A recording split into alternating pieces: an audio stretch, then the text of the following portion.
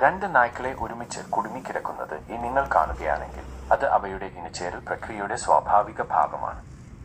ഇതിനെ copulatory dye എന്ന് വിളിക്കുന്നു. ഇണചേരൽ സമയത്ത് ആൺ നായയുടെ ലിംഗത്തിന്റെ അറ്റത്ത് ഒരു ബൾബ് ഉണ്ടാകും. അത് വീർക്കുകയും പെൺനായയുടെ യോനിപേശികളിൽ കുടുങ്ങിപ്പോകുകയും ചെയ്യും.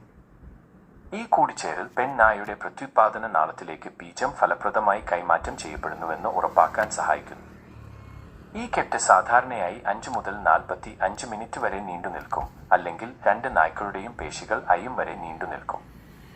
പെൺനായ്ക്കൾക്ക് വർഷത്തിൽ 2 തവണ മാത്രമേ പ്രത്യുൽപാദന കാലഘട്ടം വരുന്നുള്ളൂ. അതിനാൽ ഇണചേരാനുള്ള ഈ അപൂർവ അവസരങ്ങൾ പരമാവധി പ്രയോജനപ്പെടുത്താൻ നായ്ക്കൾ ശ്രമിക്കുന്നു.